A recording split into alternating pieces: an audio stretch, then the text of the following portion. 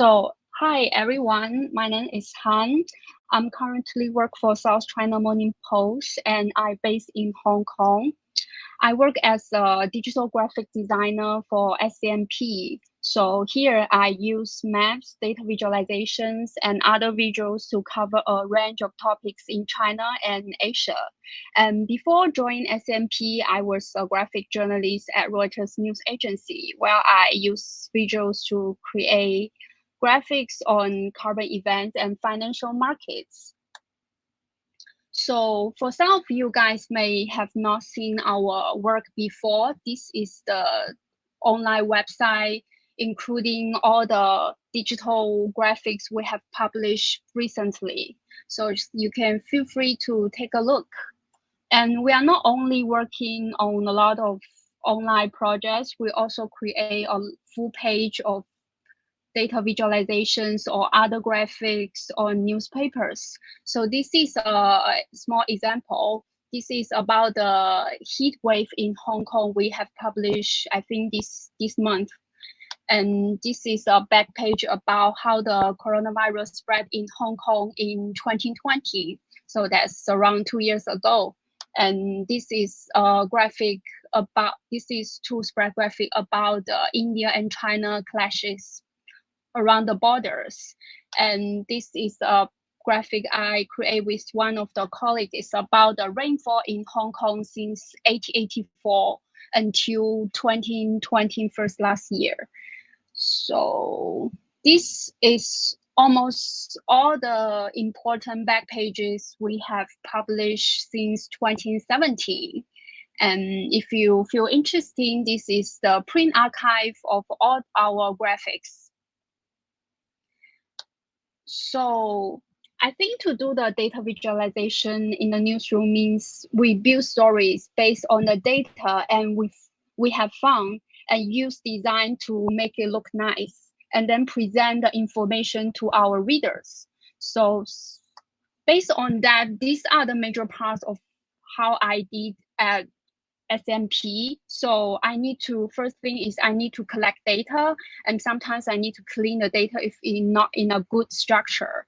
And then I need to design the graphic layout to make it look nice. And at the end, I also need to use some coding languages or some tools such as Adobe Illustrator or Raw Graphics, some online tools based on my sketch.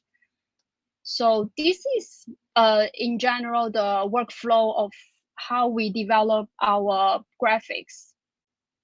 At the beginning, we need to pitch a story idea and do some basic research. And after that, I will start a very simple sketch and show it to my creative director, explain to him like how I'm going to collect the data and how I will structure the story. So it would just be a very simple layout.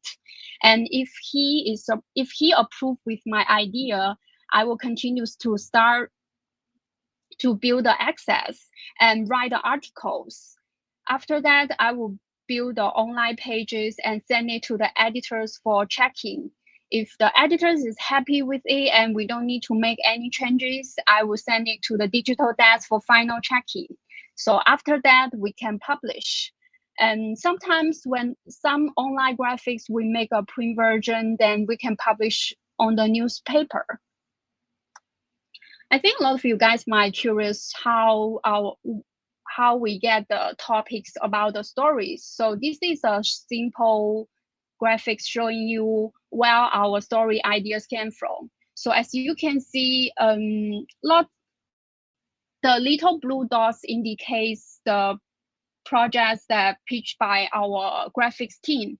And the little red dots means the graphic was requested by by our reporters. So sometimes when a reporter thinks he has some data and it's pretty nice to create an infographics, he will send an email to us and ask help. And so if you can take a look of here, you can see like since last year, majority of the story ideas are from our internal team. So now I'm going to walk through some examples of how we collect the data. I think thanks to the open source contributors, it's way much easier to gather data than many years ago. So this is the example of one of the back pages we have done this year. So this year in April 5th, we received a request from the editors. They hope we can prepare a back page for Chinese Qingming Festival. For some of you guys may didn't know that this is one of the most important festival in China. It is a day that we will spend it to remember and pray for our ancestors and the deceased family members. So, but this year it means a little bit different because Hong Kong, I think a lot of you might heard the news that Hong Kong is quite proud of its success in containing the COVID. But this year in March, the city has seen the highest death rate in the world. So it has much more meaningful for most of the citizens. Some of them may just lost their loved ones in March. So I think that is a very good data point to finish to prepare something for the Qingming Festival this year. So I go to the website of our World in Data, and they have almost different types of data related to coronavirus, like the daily infections of all the countries and daily deaths essential. So I select Hong Kong and also other places which has very high infections. And the website is quite user friendly, and after I select the countries and cities, they export SVG. I can export it as like a SVG or PNG. So with this data and the SVG file, I import it into Illustrator, and then this is the final version of the back page. So it looks quite very simple and easy. The charts I get from our World in Data almost occupy half of the pages. And then I highlight the lines of Hong Kong. And you can see I also add the annotation of the peak, which is March 14. And I know that maybe the total deaths compared with US and many places is not that high, but if you divide it by per million people, it's super high among the world. So and also in order to get some details and human touch, I go to the Hong Kong government website to get, they have like a very brief analysis of the fifth wave. So as you can see here, I get a breakdown of the deaths by age. So it's easy for the readers to see that majority of the people who die of COVID-19 are above like 17 years old. Most of them are elderly peoples. So this is the situation when it's very easy and quick to prepare a back page. I finished this back page around just within 2 days, and then I send it to the editors for checking. But sometimes you will spend a lot of time on data collecting. For example, I create this project during the Hong Kong protests. I think a lot of you might have heard that in 2019, Hong Kong was hit by months-long social unrest, with thousands of protesters marching along the streets. And during the protests, the chief executive of Hong Kong, which is Carrie Lam, her popularity slumped to a record low. And a lot of people have been questioning where she is during all those important occasions. So to answer the question, I create this graphic. And so the graphic was divided into 2 sections. The first part is how she handled the COVID, and the second part is how she handled the protests. So you can see the little black dot on the top it indicates when the day Hong Kong have a big protest, and the little pink dots are the days when Carrie Lam make a public appearance. So if you hover the red dots, you can see the details. But in order to give a big picture, I also asked one of my colleagues for help. So he draw a lot of nice illustration for me. If you scroll down the graphic, you can see. So this is the first 1 million march in Hong Kong. And on the same day, at the same day, this is Carrie Lam. She's busy with all the different ceremonies and celebrations. And if you scroll down, the little chart on top is also moving because it needs to correspond to the same day as I show here. So this is the airport chaos. And at the end of, I picked like around 8 to 9 important events. And at the end of this scrolling graphic, I also did a very short video, including all her public appearance while she is since June 9. That is the first day of the mass protest. And at the end of the video, I also include a little calendars. So it's showing what what kind of events he has been drawing. So I divided into 3 categories. One is Hong Kong related, mainland China related, and protest related.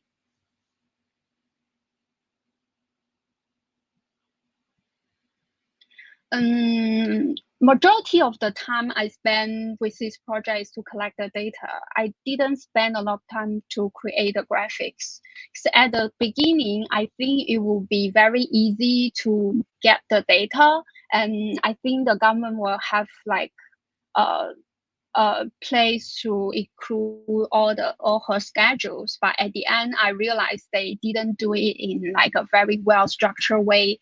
I talked with one of my colleagues. He also agreed that it's very hard to use Python to get the scripts. So what I did is to go to the government website, and they have a location to including all the press release. So I clicked through all the events related to him, and then I manually input all the keywords like important days, locations, and the events. And then I compile it into the Google Sheet and export it into the CSV to make the graphic. So this is the case when I spend a lot of time in data collecting, but this is not the common cases. So the things I mentioned above are the process when we collect the data by ourselves, but there's also another trend that the reporters can be the data provider. So this is a project we did for the upcoming 20 Party Congress. This is one of the most important events in China because the Communist Party may reshuffle its powers along the top officials. So we build a website like a data bank. We want to show the readers like our reporters' analysis about who is going to stay in office, who will leave the office, and who are the rising stars in the party. So this is actually one little section in the whole data bank. If you have time, you can take a look. So if the readers click through the profile of the officials here, they can see the basic information. For example, the name, how old he is. He is currently work as the general secretary of the party, which is also the leader of China.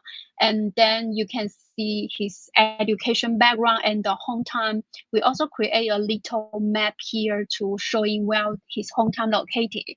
I think for most of you guys may didn't know, hometown means a lot in Chinese political system, as top leaders prefer to promote those people who came from the same hometown as them. So if you click, and here we add some 2 little related stories. If you feel interesting of this guy, you can just click the articles to read. And here there is little symbols. It's showing our reporters' analysis about his futures in the party. So for President Xi, the square means he's likely to stay in the office. And if you see Premier Li Keqiang, like our reporters saying, we don't know his future. But if you see Li Zhanshu, oh, he's probably leave the office. So this is just a very simple data bank we create for all the top officials. And if you wonder how his social connection is, you can go click through see connections. And this is a graphic created by my colleague. It showcase all the connections of the top 7 leaders among the parties. So you will know who is knowing who and who has connection with who. And so that is the data bank story.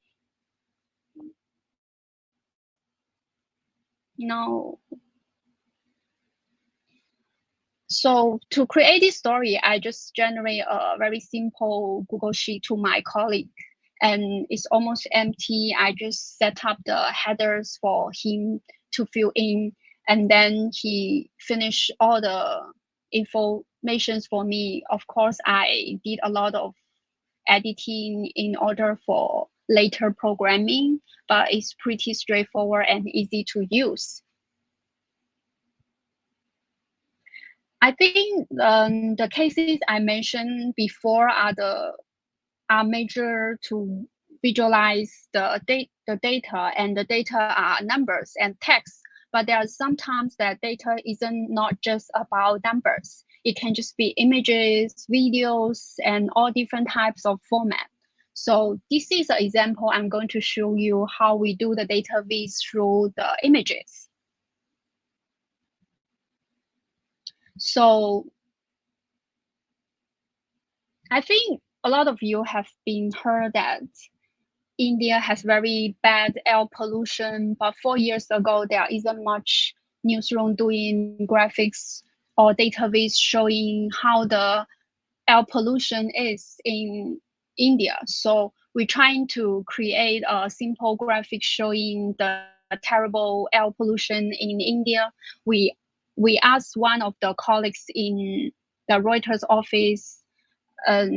He's located in New Delhi, which is India's capital city. So he set up a camera at the top of Reuters office, and it captured the sunspots almost every 1 hour, and it started from October to the start of November. We picked these special days because Diwali, which is one of the most important festival in India, I think it was on November 7 on that year in that year. And so it was one of the most important festivals. So people start to crack a lot of people play the crackers, and which make the air even worse. So with the help of the colleague, we collect like around hundreds of photos, and then we compile it into a very short videos. So we also gather data from the India government about the actual real-time PM 2.5 data. So we build a D3 chart. We build a little chart here. Sorry. And so if the reader scrolls through the chart, scroll through the page, you can see the actual image of the day, and this is the time and the date when we take the photos, and we including all the good days and bad days, and we pick certain important moments when you can see how bad the air was in India. So, and then we come to the next day of Diwali. So it's very hard to see anything from the photos, and we don't get any data on the day because the air pollution was so bad, the sensors break. And so this is the video we analyze it by hour, and we also include a short graphics showing how the same time but different days can make difference. So this is 11 a.m. since October 20 to November 8. And here is a simple comparison between same day but different hours. So I think this is a good example showing you how the images can help you to create data visualizations.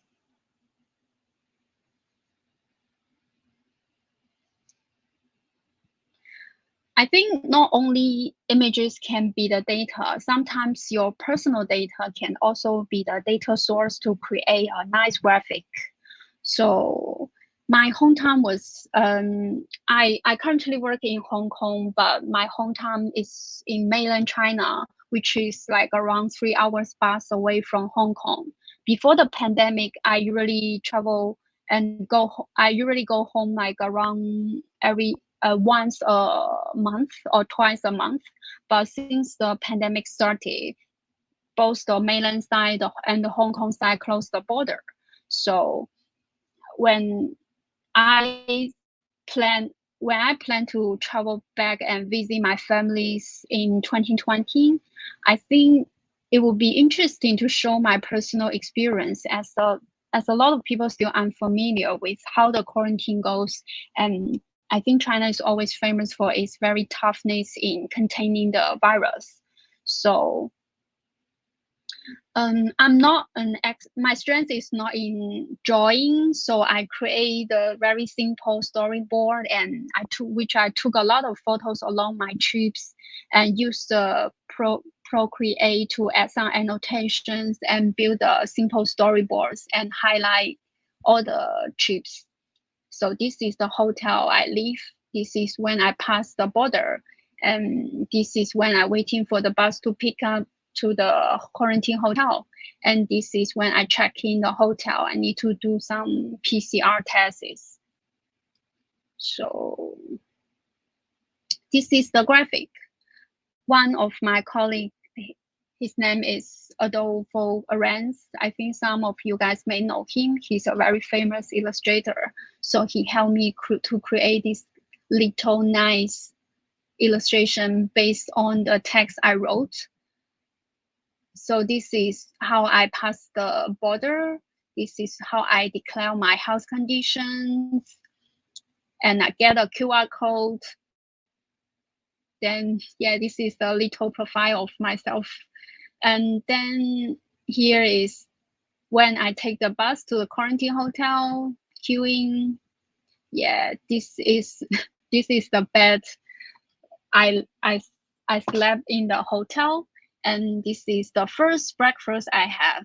And here are the graphics how I spent my 14 days in the quarantine hotel. It looks very simple, but I think it's quite interesting and lovely.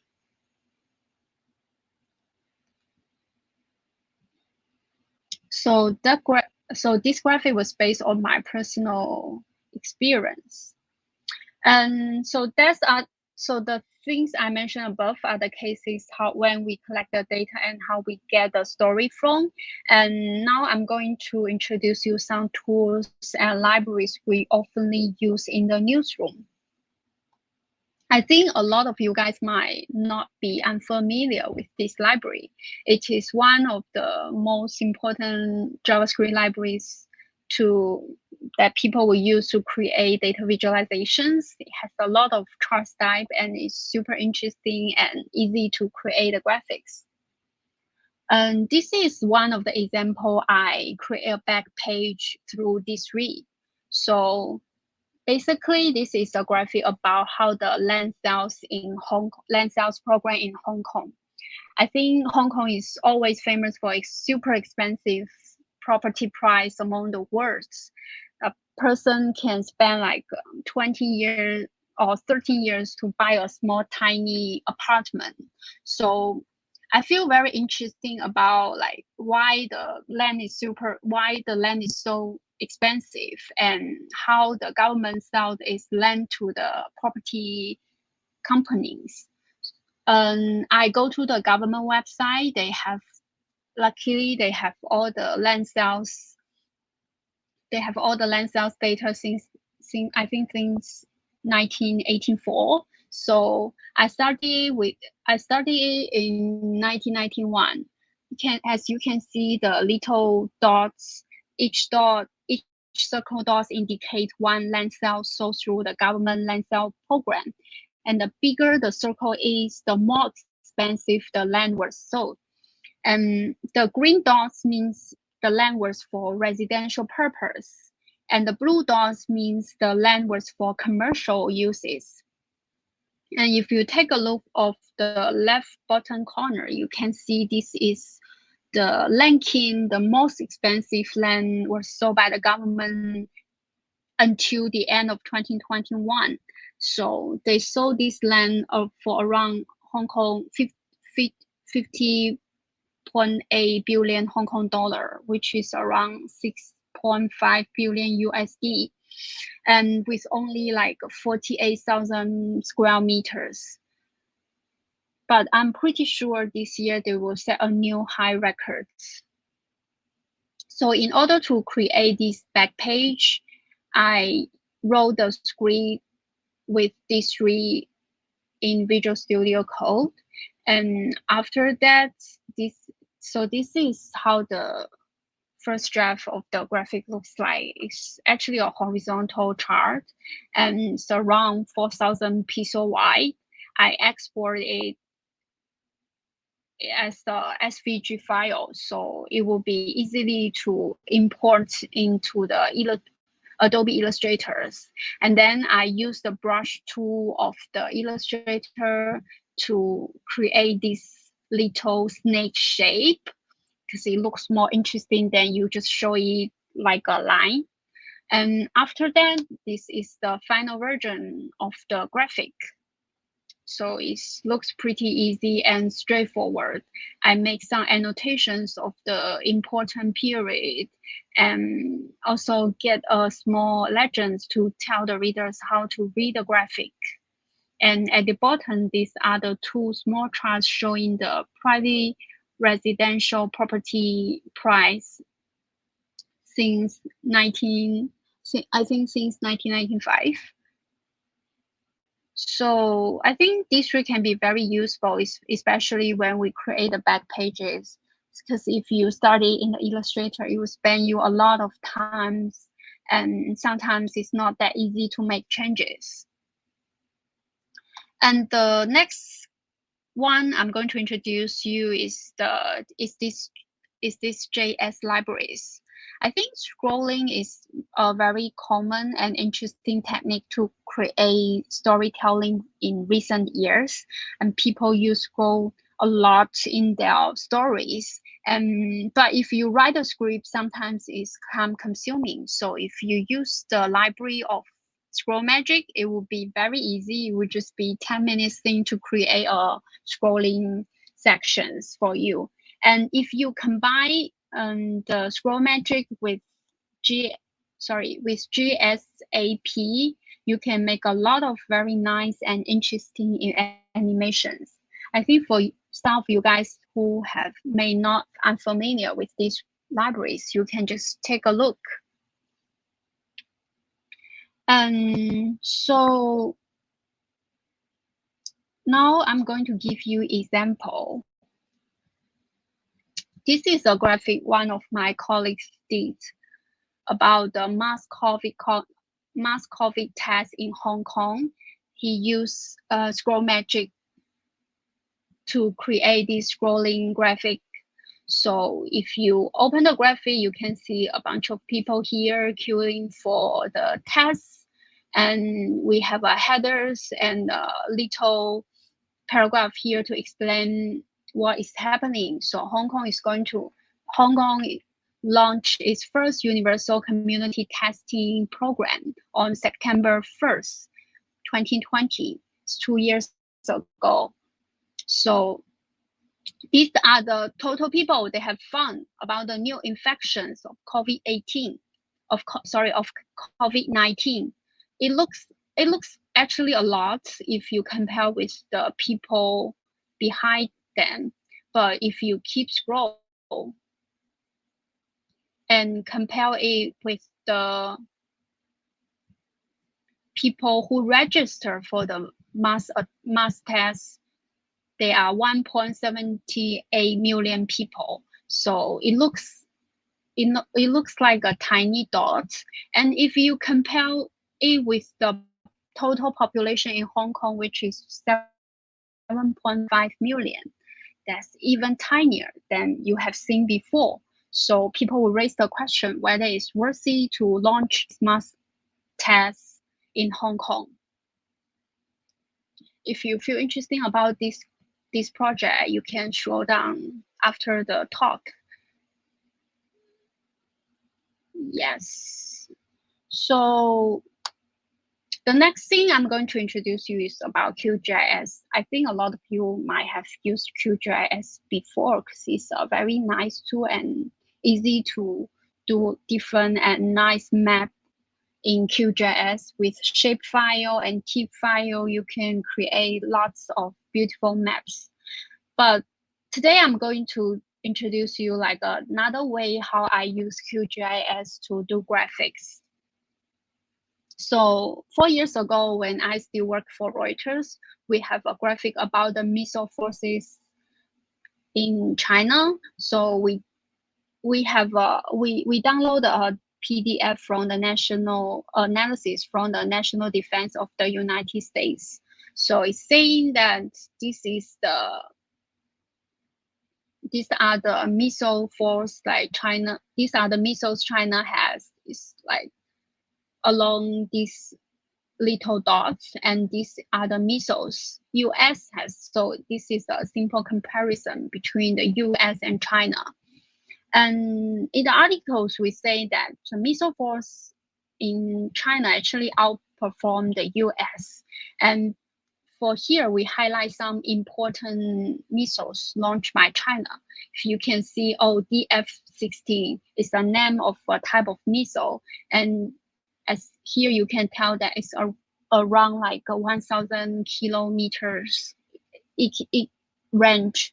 But it's not that easy to tell the readers how 1,000 kilometers can reach to. So in order to show that, so this is a short description of those highlight missiles.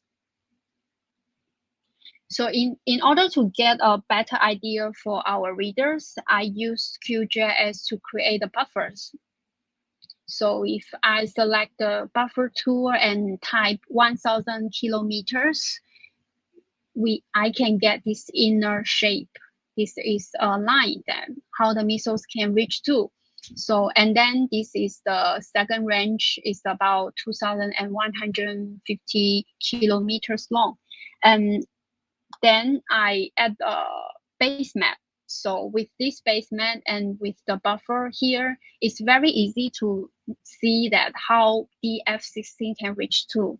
So as you can see here, and I add a scrolling here. So if you scroll up, you can see the first highlight is the DF-16. Then you can see with DF-16, China can strike targets in Taiwan, and these blue dots are the military base of US. So it can also target Okinawa. And with the DF-26, it can reach to Guam. This is another US military bases. And yeah, it can also reach Australia. So I think that's much straightforward and easy to understand how China's missiles can reach to. And the next one I'm going to introduce you is Blender. I think some of you might think, oh, Blender is about the 3D models, and you need to do a lot of complicated work in order to do some models. But sometimes we will try to make it easier to use in the newsroom. And I'm not an expert of Blender. I don't know how to create a human in the Blender, but it can help me to create some beautiful maps. For example, we have a project about the subdivided apartments in Hong Kong. So basically, we are telling people how tiny the apartment here is, and the government have plenty of the land, but it's very hard, but they don't build much land for the citizens. but they don't build much residential area for citizens. I get this nice TIFF file from the government website. It's the digital elevation TIFF. So with here, you can see all these highlighting areas are the mountains. So the little dots here has the highest elevations. So after I process it in the QGIS, I select the ranges. I set up the ranges and create a legend, and then I import it into Blender. It's very easy to create elevation to show people how the terrain is in Hong Kong. So you can see this light blue. Those are the urban area. So those are general people where they live are the residential size, the commercial size. And here the red side is the peak of the mountains. So basically you can see majority parts of Hong Kong are mountains. So I think that some kind of answer the question why Hong Kong has plenty of lands, but they don't build much residential areas.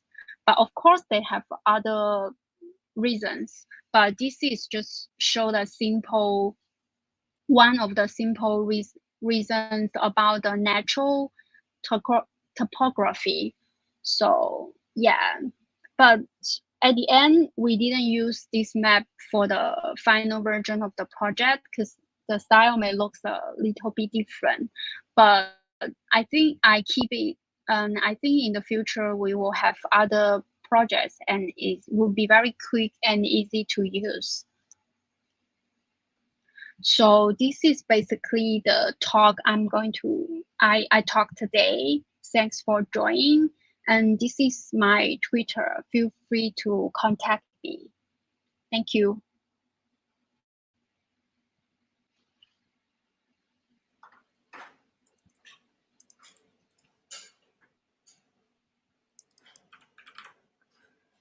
Hey, yeah, amazing, Thank you. Han. Yeah, you're still live, and we're gonna keep you live for a few more minutes if that's okay with you. Yeah, no problem. Cool. I mean, my first question. First of all, it was amazing to see all stuff around Hong Kong, because usually the talks that we have at Smashing are very much more Europe and Asia, or Europe and US based. So it was interesting to see it a little bit more from our perspective, which was amazing. My first question is very simple. Is your original background, is that more on the design side or more on the development side, or what's kind of your original? Actually, my major in college was in journalism, and then I follow Alberto Carroll. I don't know if any guy you know him. That he brought me into the world of data visualization, and I feel it's very funny to do the data viz. And actually, I quite interested in doing the coding part. So for most of the time in my team, I'm responsible for the codings and development. And sometimes when I also build, like as I showed before, like very simple data viz, like that's not the art compared with some of my other colleagues, because they do very nice illustrations. But I mostly work on more straightforward and development side of the graphics. Yeah. Okay, but your original background was still journalism, so your kind of your first entry to anything will still probably also be the kind of story that you want to tell, and then you start actually working from there, rather than the data side. Okay. All right. Yeah. With a lot of stuff that you made, kind of it shows. I think that's the background of SCMP. It shows kind of like you have print, and then you have digital, which I think is always difficult for any designer, and with digital now you also, of course, you have mobile. So how do you tackle that? Because especially things which are kind of heavy on the have like specific guidelines or specific strategies to deal with that?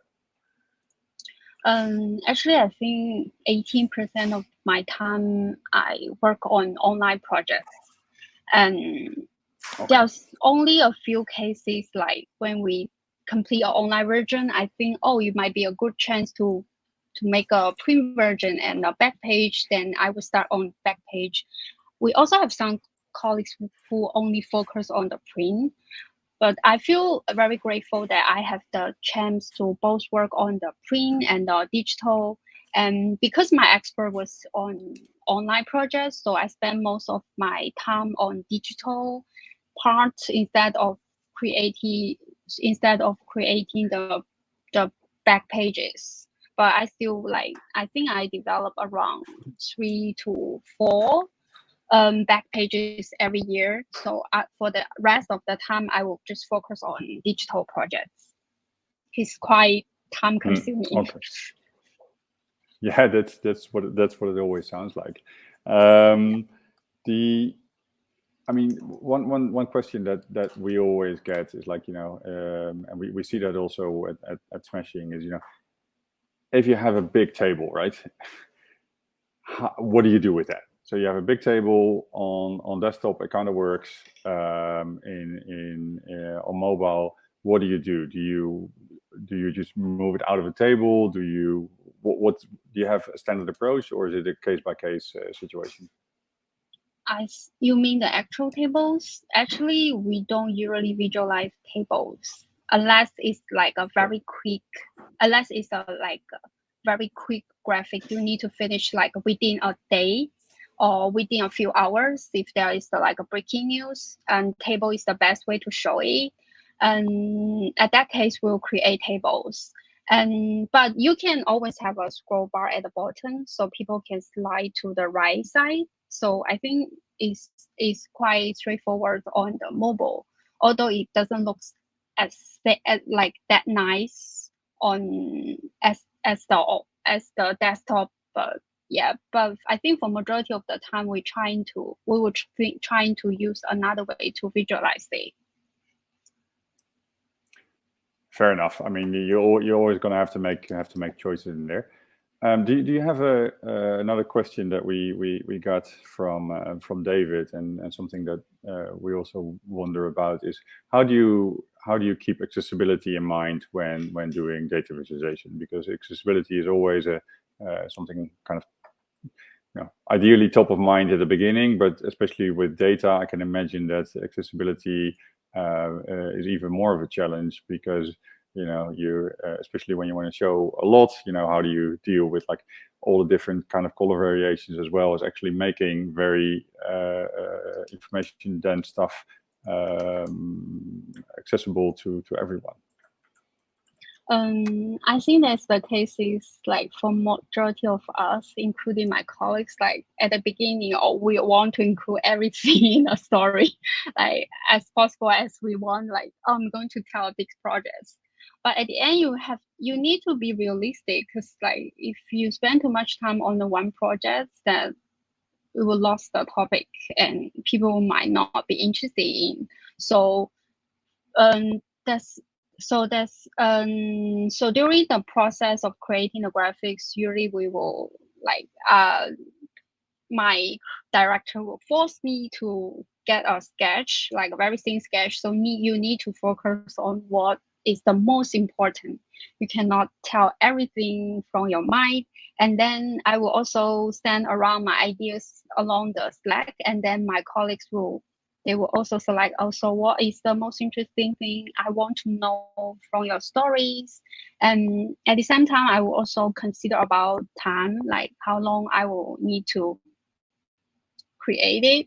Sometimes I will feel too ambitious. But if it is a big project, like a long-term project, like the subdivided graphics we create like around 2 or 3 months, it's you want to make it perfect. So it's okay to spend enough time. But sometimes if it is a news, like current news, that I think you just answer the 5 basic question, where, when, what, like the very basic of the news. Yeah. So I think one important thing when you work with a team is always talk to your teammates, and sometimes they can help you to make decisions. Because you are the person who taking responsibility of the project, so you have too much information in your hand, but maybe your colleagues have like they don't know too much, so they only pick the thing they're interested in. So I think that helps a lot. Yeah. So I think with those wise words of that the team is always stronger than one, I think it's a good kind of closure for you for today, for now. So I would love to ask the audience to say goodbye to Han for now, at least with anything that you want to do, whether that is clapping, waving, or some flags. I'd love you to stay backstage, Han, if you want to. I know it's quite late in Hong Kong, but we're doing a little bit of a challenge later. So if you want to hang around, then that would be amazing. And otherwise, thanks very much for your presentation. I loved it. Thanks for hearing my talks today. Thanks, everyone.